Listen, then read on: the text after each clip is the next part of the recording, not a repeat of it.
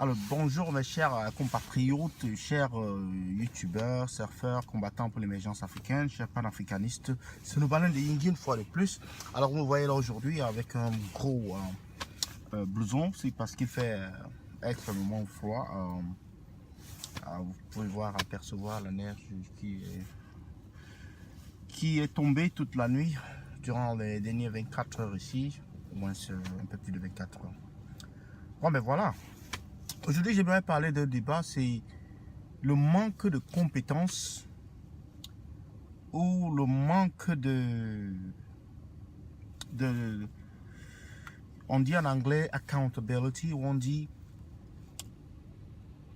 le manque c'est-à-dire d'inspection ou le manque de, comment je peux dire, de contrôle en fait.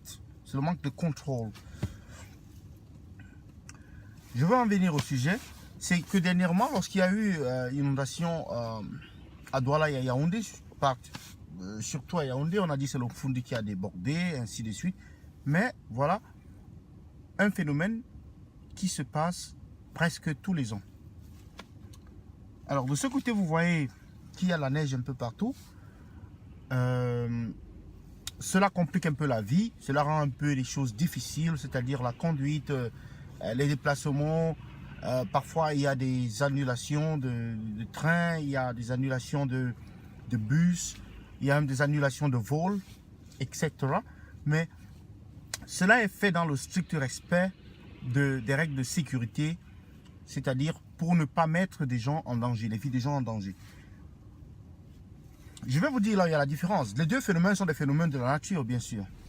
Mais simplement, il y a des actions qui doivent être posées, c'est-à-dire il y a des actions préventives et il y a des actions curatives, c'est-à-dire aussitôt que à l'approche de l'événement ou quand l'événement sévit, alors il y a des actions qu'on doit poser, il y a un certain nombre d'actions qu'on doit poser.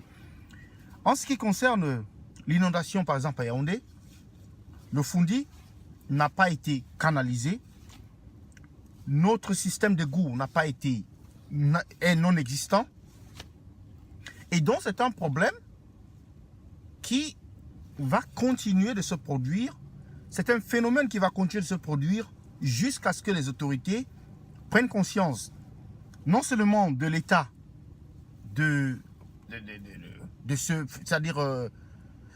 phénomène-là, c'est-à-dire prennent conscience du problème et commencent immédiatement à appliquer des solutions préventives, c'est-à-dire des positions à long terme.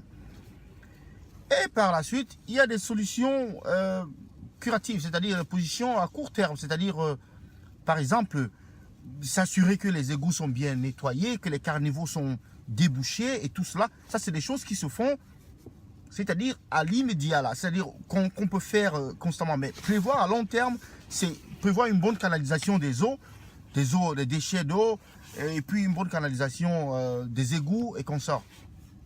Mais ici, qu'est-ce qui se passe? On ne peut pas arrêter la neige, bien sûr. Mais qu'est-ce qu'on fait?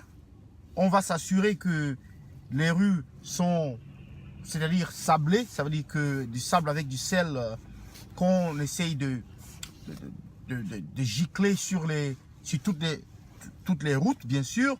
Et très souvent, on parle d'un pourcentage entre 60 et 70% de routes qui sont giclées. Vous pouvez imaginer tout le réseau routier qui peut exister. Alors, c'est un travail. C'est vraiment un travail de fond qui est fait là. C'est bien un travail sans relâche. Où des camions, des camionnettes passent dans des artères, dans les rues, surtout celles des routes principales, pour gicler du sable mélangé avec du sel, pour éviter que cela fasse glisser la voie et provoquer des accidents. Ça, c'est la prévention. Mais une autre prévention également, c'est de dire aux gens, écoutez, le réseau ne sera pas bon, le climat n'étant pas bon, nous attendons une tombée de neige, nous attendons de la grêle, nous attendons ceci, cela, donc faites attention, si ce n'est pas nécessaire, alors ne bougez pas, ne sortez pas de chez vous, etc. etc. Donc c'est de cela qu'il s'agit, c'est-à-dire que des mesures préventives, c'est-à-dire à long terme, si chaque année, ici la préventive, c'est de s'assurer qu'on a suffisamment de stock de sable et de sel pour pouvoir verser dans les rues avant que la neige ne vienne. et avoir des camions qui vont racler les voies lorsqu'elles tombent abondamment. Ça, c'est du travail à long terme. Et maintenant, à court terme, c'est effectivement mettre ces engins, ces dispositifs en marche pour éviter qu'il y ait un chaos. Donc, c'est comme ça. Et comme une anecdote, la compagnie d'électricité, il y a de cela 2 semaines, il y a de la neige qui est tombée grave ici. Et cela a fait en sorte que les canalisations d'eau ont été congelées. Ça veut dire qu'il n'y avait pas d'eau dans certains ménages. Alors, une commission parlementaire a ouvert une enquête pour savoir pourquoi est-ce que la compagnie d'eau n'a pas prévu ou n'a pas utilisé des moyens adéquats pour s'assurer qu'il y aura de l'eau dans tous les ménages.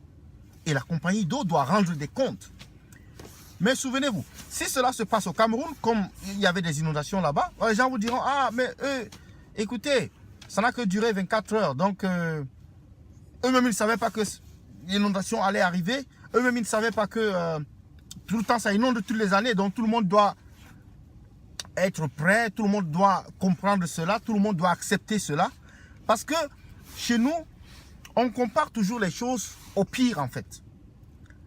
Alors que ailleurs, sur d'autres cieux, on essaie de comparer les choses au meilleur. Parce que c'est le meilleur. Nous aspirons à des conditions de vie meilleures. Il ne faut pas qu'on oublie cela. Ce n'est pas parce que les gens meurent dans la rue, ce n'est pas parce que les gens meurent par accident que je vais me jeter sur la voie afin qu'un camion puisse m'écraser. Parce que l'idéal, c'est justement de vivre longtemps. L'idéal, ce n'est pas de mourir. Donc, sur ce, je vais vous quitter et je vais vous laisser ce débat-là sur les mesures de prévention, sur le manque de contrôle de la population et du ras-le-bol de dire non, on n'en veut plus. J'attends vos commentaires, partagez la vidéo, merci.